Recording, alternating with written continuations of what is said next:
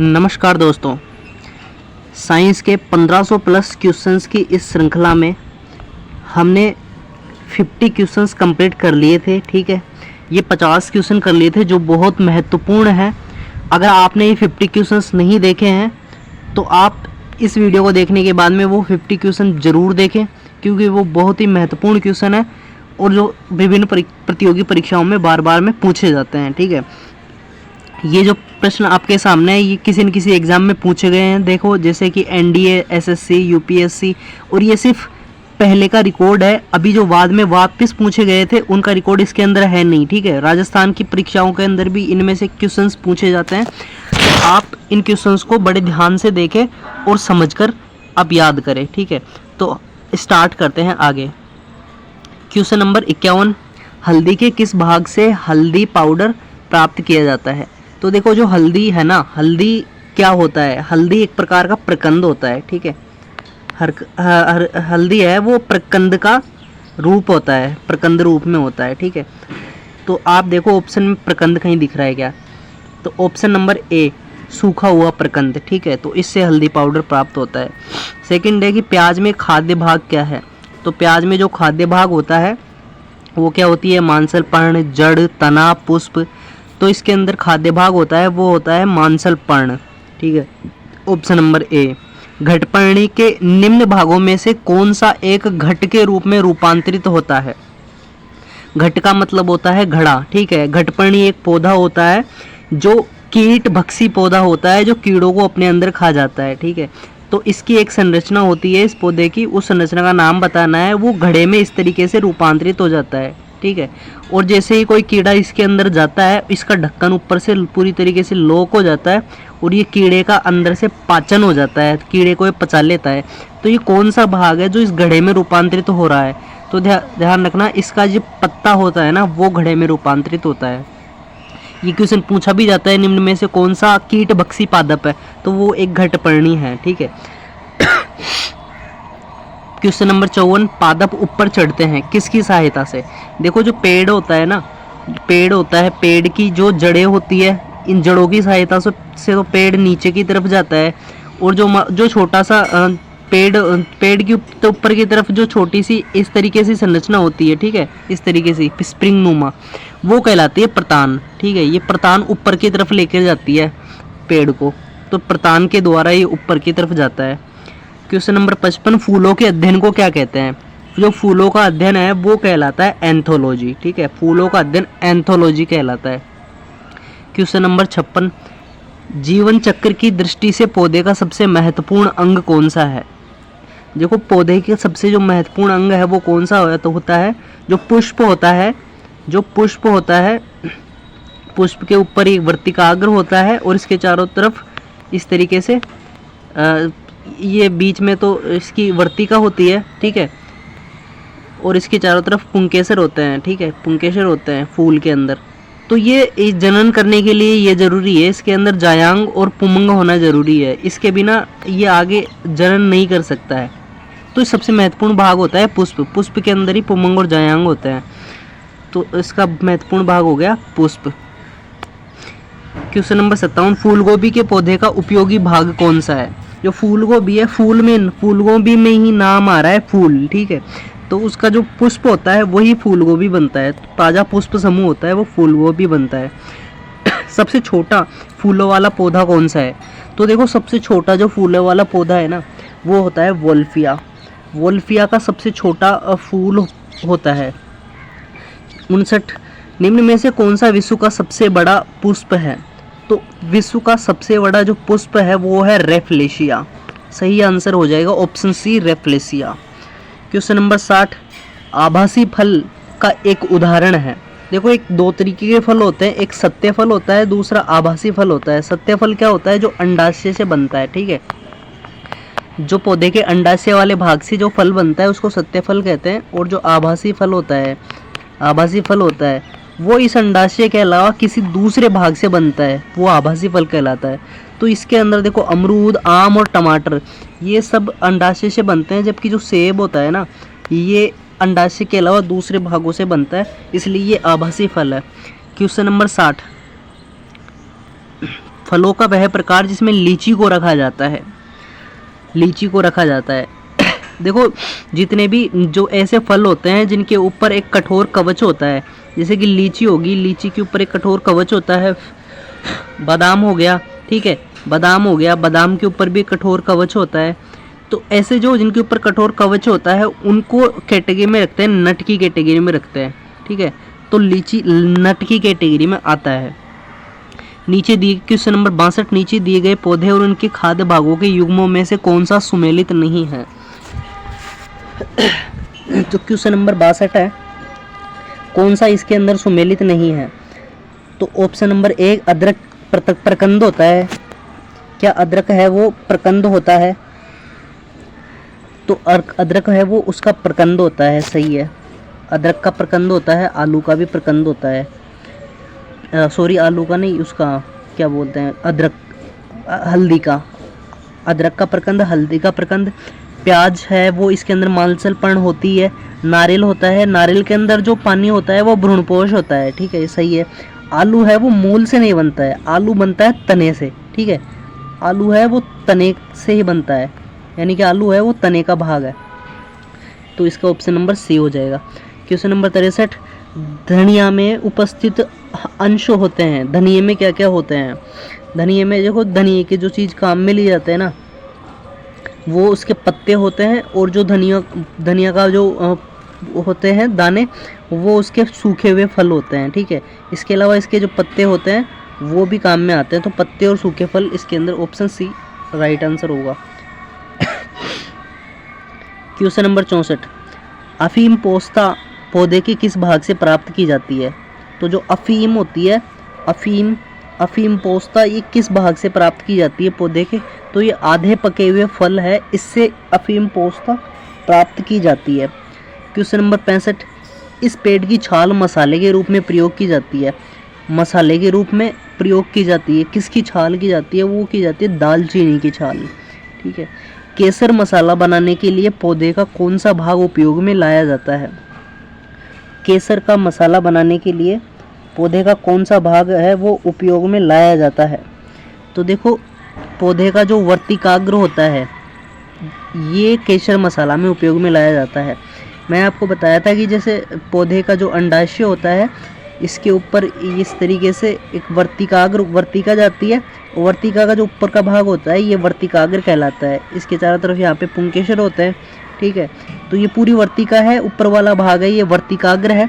तो ये जो वर्तिकाग्र वाला भाग है ना, ये केसर मसाला के लिए उपयोग में लाया जाता है। क्वेश्चन नंबर 67, निम्न में से कौन सा पादप रेशा तने से प्राप्त होता है? तने से प्राप्त होता है, देखो ये जितने भी ऑप्शन दे रखे हैं, कपास, स्क्वायर, सनई, सेमल, इन सब से रेशा प्राप्त होता है हमको, ठीक है, इनसे रेशा प्राप्त होता है। तो ऐसे भी क्वेश्चन पूछ सकता है, निम्न में से किस पौधे से रेशा प्राप्त होता है या किससे नहीं होता है। लेकिन रेशे के लिए कौन सा भाग है वो उसके लिए उत्तरदायी होता है। अब इसके अंदर पूछा है कि तने से किस में प्राप्त होता है, तो तने से ध्यान रखना सनई होता है। ये सनई का जो तना होता है वो रेशा प्रदान करता है। निम्न में से कौन पौधे के तने का उत्पाद नहीं है? देखो सनई तो हमने पढ़ा था, सनई मतलब सन, ठीक है, तो ये तो इसके तने का उत्पाद है, ठीक है। इसके अलावा पटसन, सन, पटसन और जूट, ये तीनों है वो तने से प्राप्त होते हैं। सन, पटसन और जूट, ये तीनों है वो तने से प्राप्त होते हैं, इनके रेशे। जो कपास होता है ना, ये कपास तने से प्राप्त नहीं होता है, तो ऑप्शन नंबर डी हो जाएगा। क्वेश्चन नंबर 69, पुष्प की सुखाई गई कलियों का प्रयोग मसाले के रूप में किया जाता है। पुष्प की सुखाई गई कलियों का प्रयोग मसाले के रूप में किया जाता है, तो वो कौन सा क्या है जिसके फूलों की कलियों का उपयोग है वो मसाले के रूप में किया जाता है? इलायची, दालचीनी, लौंग, केसर। तो ऑप्शन नंबर हो जाएगा सी। जो लौंग होता है वास्तव में उसका पुष्प वाला भाग होता है। निम्न में से कौन सा, क्वेश्चन नंबर 70, निम्न में से कौन सा टमाटर के लाल रंग के लिए उत्तरदायी है? देखो जो जितने भी पौधे के भाग होते हैं या फिर कोई भी पौधे का भाग होता है, उसके लिए जो वर्णक होते हैं ना, वो वर्णक उसके कलर के लिए उत्तरदायी होते हैं, ठीक है। कलर के लिए या स्वाद के लिए, कलर के लिए भी और उसके स्वाद के लिए भी ये वर्णक होते हैं, वो उत्तरदायी हो सकते हैं। कलर के लिए तो होते ही हैं, स्वाद के लिए भी हो सकते हैं, ठीक है। तो इनमें से कौन सा उत्तरदायी है? तो देखो इसके अंदर जो बीटा कैरोटीन होता है ना, ये ये है वो हल्का गुलाबी रंग देता है, हल्का गुलाबी रंग देता है। तो टमाटर का तो लाल रंग होता है, ये हल्का गुलाबी देता है। एंथोसाइनिन होता है, ये नीला रंग देता है, ठीक है, ये नीला रंग देता है। लाइकोपिन होता है, ये लाल रंग देता है, लाल रंग देता है। इसका मतलब लाइकोपिन हमारा आंसर हो जाएगा सही, ठीक है। तो टमाटर के लिए लाइकोपिन उत्तरदायी होता है। क्वेश्चन नंबर 71, निम्न में से किस पादप में तना संचयन और चिरकालिता के कार्य करता है? यानी कि कौन सा पौधा है निम्न में से जो जिसका जो तने वाला भाग होता है ना, वो खाद्य पदार्थ को संग्रहित करता है, और सिर्फ कुछ दिनों के लिए नहीं, एक लंबे वक्त तक खाद्य पदार्थ को वो संग्रहित करता है, ठीक है, लंबे दिनों तक, ठीक है। यानी कि तो इसके अंदर जो ऑप्शन हो जाएगा, जैसे शकरकंद है, इसका तो कंद होता है, ठीक है, और प्याज मांसल पर्ण है, हल्दी तो हल्दी के अंदर क्या है कि तना संचयन का और एक चिरकालिता के रूप में काम करता है, यानी कि काफ़ी दिनों तक वो उसके अंदर संग्रहित रह सकता है। निम्न में से क्वेश्चन नंबर 72, निम्न में से कौन सा एक उपयोगी उभयलिंगी फूलों के बारे में सही है? उभयलिंगी फूल कौन से होते हैं? जिनके अंदर पुंकेसर और स्त्री केसर दोनों हो, यानी कि नर जननांग और मादा जननांग दोनों होते हैं ना, पुंकेसर और स्त्री केसर, ठीक है। स्त्री केसर का मतलब हो गया वो अंडप, ठीक है, स्त्री केसर मतलब इस अंडप देता है, अंडा देता है स्त्री केसर, ठीक है। तो उसका जो अंडप वाला भाग और उसका जो पुंकेसर है, पुंकेसर, ये अंडप किस में होता है? वास्तव में ये स्त्री केसर में होता है, ठीक है। तो अब देखो केवल अंडप होता है? नहीं। केवल पुंकेसर होता है? नहीं। पुंकेसर और इस अंडप दोनों होते हैं, तो ये राइट आंसर हो जाएगा ऑप्शन नंबर बी, पुंकेसर और अंडप दोनों होते हैं। क्वेश्चन नंबर 73, गूदेदार थैलेमस किस में खाने योग्य होता है? जो गूदेदार थैलेमस होता है वो किस में खाने योग्य होता है? तो देखो जो गूदेदार पदार्थ जो बनता है, गूदेदार थैलेमस, वो आभासी फल से बनता है, ठीक है, आभासी फल, जो आभासी फल होता है ना। अब निम्न में से देखो आप कौन सा आभासी फल है? आम है? नहीं है। संतरा नहीं है। टमाटर नहीं है। सेब आभासी फल है, तो उसका गूदेदार थैलेमस होता है वो खाने योग्य होता है। क्वेश्चन नंबर 74, पुष्पी पादपों के बीज किससे निर्मित होते हैं? तो पुष्पी पादपों के जो बीज होते हैं वो किससे निर्मित होते हैं? ये निर्मित होते हैं बीज पत्रों से। पुष्पी पादपों के बीज है वो बीज पत्रों से निर्मित होते हैं।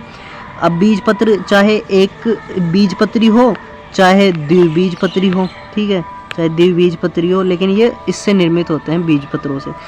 क्वेश्चन नंबर 75, गाजर का रंग किसकी मौजूदगी के कारण होता है? अब देखो गाजर का रंग कैसा होता है? हल्का गुलाबी होता है। क्लोरोफिल के कारण तो हरा रंग होता है, ठीक है, और फाइकोसाइनिन इसके अंदर भी लाल भूरा रंग होता है, इसके अंदर भी लाल भूरा तरीके का ही एक रंग होता है फाइकोइरिथ्रिन में, ठीक है। तो बीटा कैरोटीन मैंने आपको बताया था, बीटा कैरोटीन होता है वो गुलाबी रंग प्रदान करता है, तो ऑप्शन नंबर डी हो जाएगा। 76 क्वेश्चन नंबर, पपीते में पीले रंग का कारण क्या है? तो पपीते में जो पीला रंग होता है उसका जो कारण होता है वो होता है कैरिकाजेंथिन, ठीक है, कैरिकाजेंथिन। मिर्च की तीक्ष्णता का कारण क्या है? मिर्च है वो किसके कारण होती है? वो तीखी होती है। तो देखो मिर्च होती है ना वो कैप्सेइसिन के कारण, कैप्सेइसिन की उपस्थिति के कारण तीखी होती है। किसके कारण? कैप्सेइसिन। मिर्ची किसके कारण? कैप्सेइसिन। सिनकोना का कौन सा भाग औषधि देता है? तो सिनकोना होती है ना, इसका कौन सा भाग औषधि देता है? तो देखो भ्रूणपोष, फलवित्ती, छाल, पत्तियां, इसकी जो छाल होती है ना सिनकोना पौधे की, ये औषधि देती है, औषधि के रूप में काम आती है। अफीम 79, अफीम प्राप्त किया जाता है। अफीम किससे प्राप्त किया जाता है? सूखी पत्तियों से प्राप्त किया जाता है, या फिर जड़ों से, बिना पके फल के लेटेक्स से। तो देखो हमने ऊपर भी पढ़ा था कि जो अफीम होता है ना, अफीम पोस्ता, ये किससे प्राप्त होता है? अध पके फल से। तो आधे पके हुए फल से अफीम पोस्ता प्राप्त होता है। तो अफीम प्राप्त होती है बिना पके फल के लेटेक्स से, ठीक है। तो बिना पके हुए फल है उसका लेटेक्स, यानी कि लेटेक्स उसका दूध जैसा हुआ पदार्थ निकलता है, जैसे आंकड़े में निकलता है ना दूध के जैसा पदार्थ, वैसे पदार्थ निकलता है, उससे अफीम पोस्ता प्राप्त किया जाता है। आगे बात करते हैं क्वेश्चन नंबर 80, क्वेश्चन नंबर 79 तक हो गए। हाँ, क्वेश्चन नंबर 80, क्रिकेट के बल्ले बनाने के लिए निम्न में से किस लकड़ी का प्रयोग किया जाता है?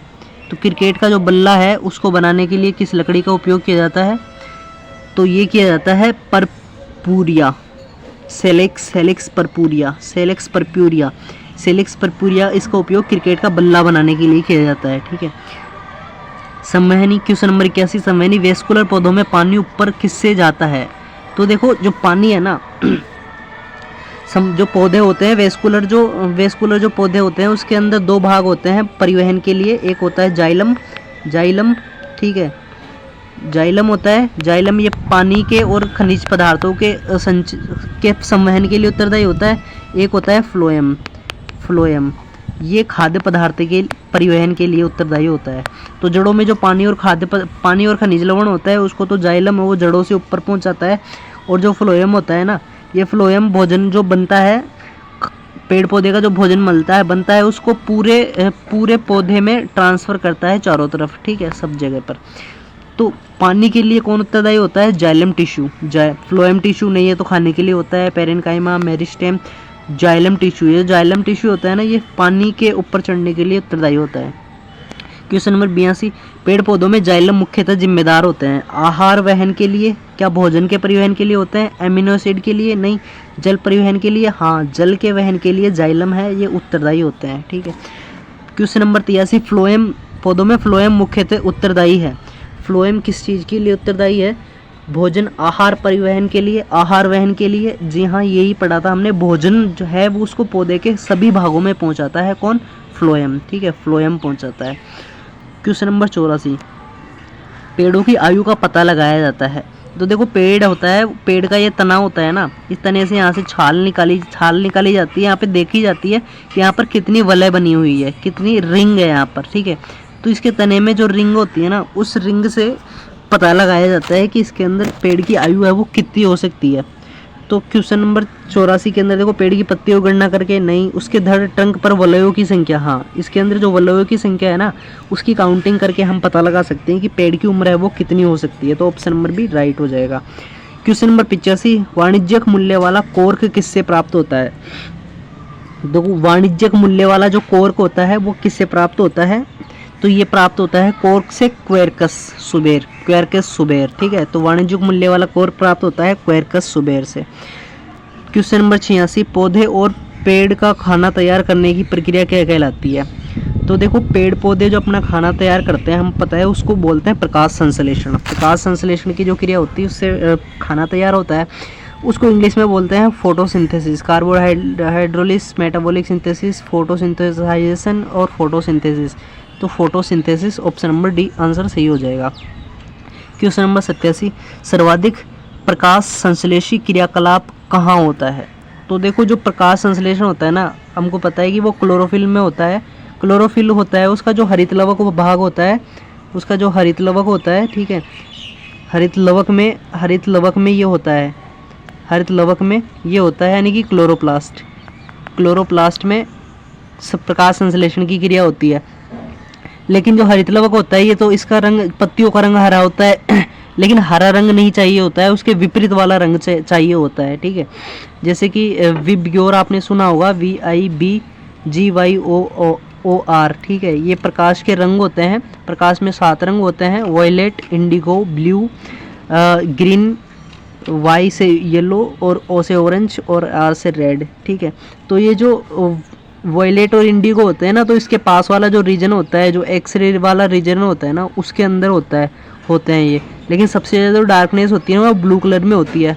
ठीक है, तो इसके अंदर बेसिकली ब्लू कलर चाहिए होता है, नीला कलर चाहिए होता है। तो सर्वाधिक प्रकाश संश्लेषी क्रियाकलाप कहाँ होता है? प्रकाश के नीले और लाल क्षेत्र में, प्रकाश के नीले और लाल क्षेत्र में इसका होता है। प्रकाश संश्लेषण में कौन सा प्रकाश सबसे अधिक प्रभावकारी होता है? तो प्रकाश संश्लेषण में जो नीला प्रकाश होता है ना, हमने पढ़ा है अभी, नीला प्रकाश ये सबसे अधिक प्रभावकारी होता है। क्वेश्चन नंबर 89, प्रकाश संश्लेषण कहाँ होता है? प्रकाश संश्लेषण होता है न्यूक्लियस में, माइटोकॉन्ड्रिया में, क्लोरोप्लास्ट में, पेरोक्सिसोम में। तो ये होता है क्लोरोप्लास्ट में, इसको हिंदी में हरित लवक कहते हैं। क्वेश्चन नंबर 90, पौधों में क्लोरोफिल बनाने के लिए कौन सा तत्व सहायक होता है? तो देखो calcium, magnesium, potassium, phosphorus. Chlorophyll बनाने के लिए मैग्नीशियम आवश्यक होता है, यानी कि क्लोरोफिल में हम कह सकते हैं मैग्नीशियम पदार्थ पाया जाता है। ठीक है, क्वेश्चन नंबर 91, हरे रंग का पदार्थ जो पौधों में प्रकाश संश्लेषण करता है वह निम्न में से कौन है? तो हरे रंग का जो पदार्थ होता है ना, जो प्रकाश संश्लेषण करता है वो होता है आपका क्लोरोफिल। हरे रंग का जो पदार्थ होता है जो प्रकाश संश्लेषण करता है वो कहलाता है क्लोरोफिल। ठीक है, तो ऑप्शन नंबर ए सही हो जाएगा। क्वेश्चन नंबर 92 प्रकाश संश्लेषण का अंतिम उत्पाद है। तो देखो प्रकाश संश्लेषण होता है उसके लिए क्या चीज़ ज़रूरी होती है कि प्रकाश संश्लेषण के लिए H2O चाहिए प्लस उसको चाहिए CO2 चाहिए। ठीक है, तो इससे क्या बनता है, इससे बनती है कार्बोहाइड्रेट। ठीक है, इससे बनती है कार्बोहाइड्रेट यानी कि ग्लूकोज बनती है। ठीक है, और प्लस में निकलता है O2 निकलता है, प्लस में ऊर्जा निकलती है। ठीक है, ऊर्जा निकलती है।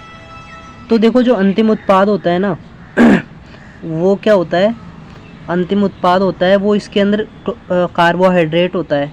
अब वैसे तो ऑक्सीजन भी इसके अंदर निकलती है लेकिन ये मेजर प्रोडक्ट नहीं है। तो सबसे बड़ा जो प्रोडक्ट होता है ना जिसके लिए प्रकाश संश्लेषण होता है वो होती है कार्बोहाइड्रेट। ठीक है, वो कार्बोहाइड्रेट। क्वेश्चन नंबर 93 प्रकाश संश्लेषण होता है। प्रकाश संश्लेषण कब होता है? प्रकाश संश्लेषण होता है वो प्रकाश की उपस्थिति में होता है। तो रात्रि में होता है? नहीं। दिन और रात में होता है? दोनों में नहीं होता। दिन या रात्रि में होता है? केवल दिन में होता है, तो दिन में होता है। ठीक है, क्वेश्चन नंबर 94 है प्रकाश संश्लेषण के लिए कौन सी गैस आवश्यक है? तो प्रकाश संश्लेषण के लिए हम जो CO2 छोड़ते हैं उसको पेड़ पौधे लेते हैं, तो CO2 है ये प्रकाश संश्लेषण के लिए ज़रूरी है। क्वेश्चन नंबर 95 प्रकाश संश्लेषण के समय निकलने वाली गैस का नाम क्या है? तो वो CO2 लेते हैं और ऑक्सीजन छोड़ते हैं। ठीक है, तो ये ऑक्सीजन भी, ऑप्शन नंबर बी सही हो जाएगा। क्वेश्चन नंबर 96 ऑक्सीजन जो प्रकाश संश्लेषण से उत्पन्न होती है वो आती है, वो किससे आती है? तो देखो जो ऑक्सीजन जो निकल रही है प्रकाश संश्लेषण में वो किससे आ रही है? क्या CO2 से आ रही है? क्या वो H2O से आ रही है? इन दोनों में ऑक्सीजन है, ये दोनों, ये कार्बन फॉस्फोग्लिसरिक एसिड ये गलत हो जाएगा, क्लोरोफिल ये गलत हो जाएगा। अब जल और CO2 और H2O किस में से आएगी ये आप कमेंट करके बताओ कि दोनों में से जो ऑक्सीजन है वो किससे निकलने वाली है। ठीक है, दोनों में से ऑक्सीजन है वो किससे निकलती है? बहुत महत्वपूर्ण वेरी इंपॉर्टेंट क्वेश्चन है जो लेब असिस्टेंट में भी पूछा जाता है। बहुत बार ये पिछली बार पूछा गया था लेब असिस्टेंट में। ठीक है, और क्वेश्चन नंबर 97 यदि पृथ्वी पर पाई जाने वाली वनस्पतियाँ समाप्त हो जाए तो किस गैस की कमी होगी?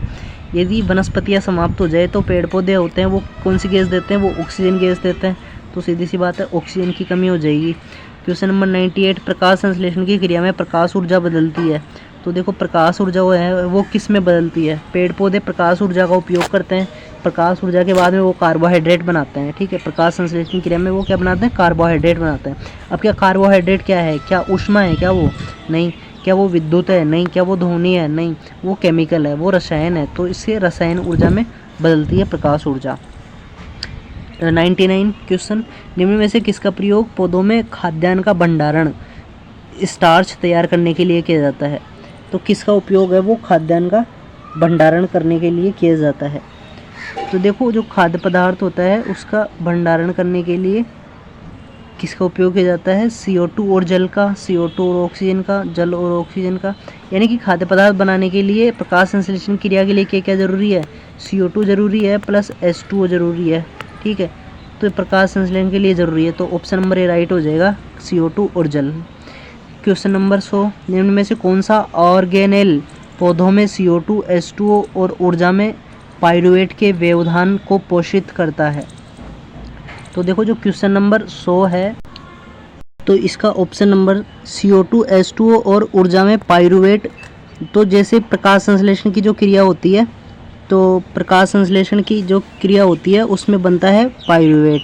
ठीक है, तो पाइरूवेट उसके अंदर जो बनता है इस पाइरूवेट जो बनता है वो बनता है श्वसन में। ठीक है, श्वसन में। और इसके अंदर जिसका जो व्यवधान है उसमें उसको कौन पोषित करता है? तो उसको करता है माइटोकॉन्ड्रिया। ठीक है, माइटोकॉन्ड्रिया है वो CO2, H2O और ऊर्जा में पाइरूवेट के व्यवधान को पोषित करता है। ठीक है, तो ये थे आपके टोटल 100 क्वेश्चन हो गए। इस तरीके से हमने 100 क्वेश्चन कर लिए। इसी तरीके से हम बहुत सारे क्वेश्चन 1500 प्लस क्वेश्चन इसके अंदर करने वाले हैं। तो आप चैनल को सब्सक्राइब कर लेना। ठीक है, चैनल को सब्सक्राइब कर लेना और मिलते हैं अगले वीडियो में। Thank you. जय हिंद, जय भारत।